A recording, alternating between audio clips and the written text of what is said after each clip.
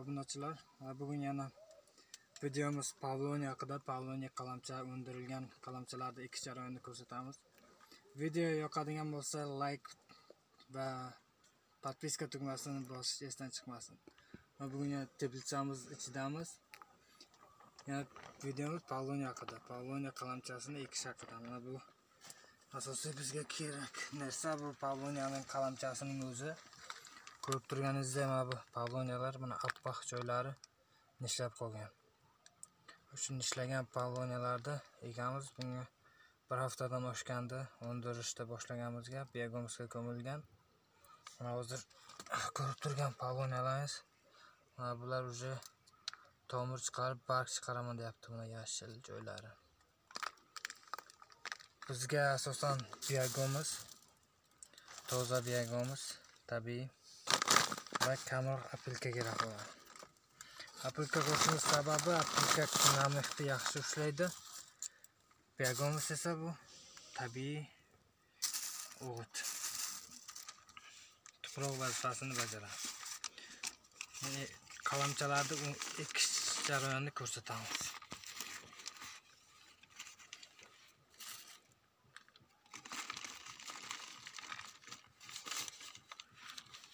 Kam apilka sepamiz. Narxni yaxshi ushlash uchun.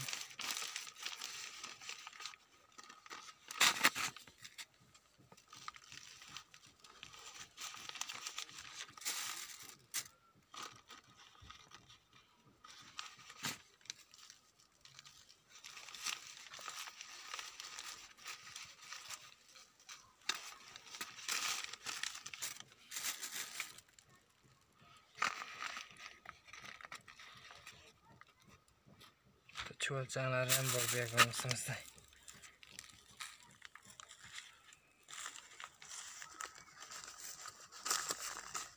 Apilka qo'shgan sababi namlikni yaxshi ushlaydi.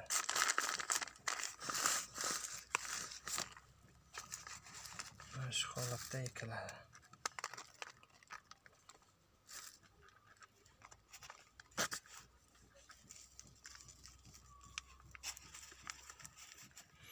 Bu esa qalamchamiz.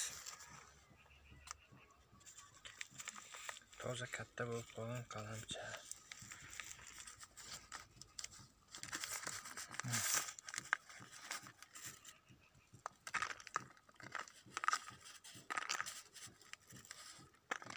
Qalamcha juda kattaki, stakanga даже sig'may qoladi.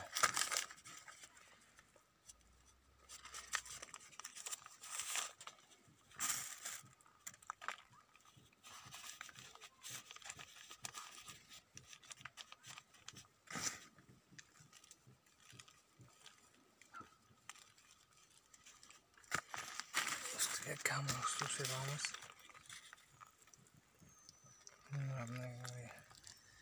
Yaxshi ushlash uchun.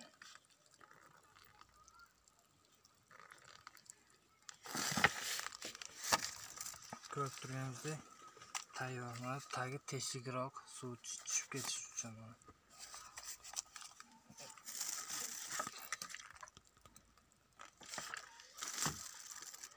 Yana bittasini ko'rsatamiz.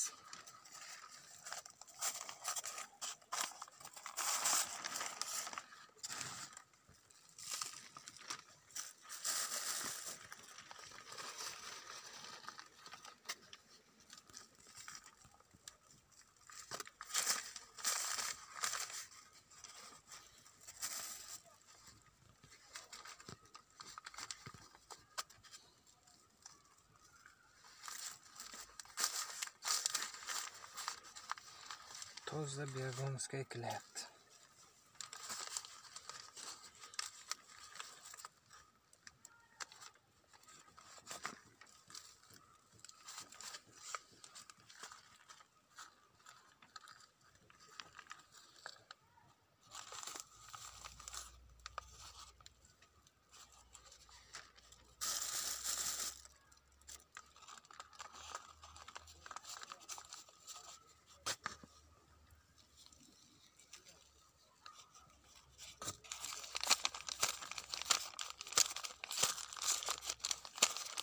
Stakanning razmeri 13.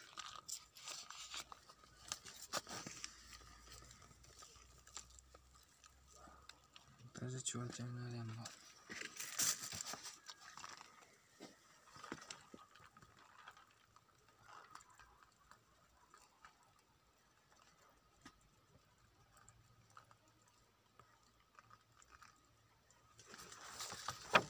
Shu jarayonda ekiladi.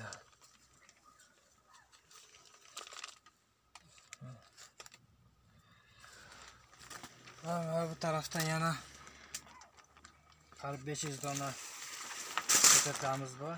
Qalamchalardan M1 navi, FT navi, Shanto navlaridan bor. Yani kimgadir yana kerak bo'ladigan bo'lsa, xohlagancha topib beramiz.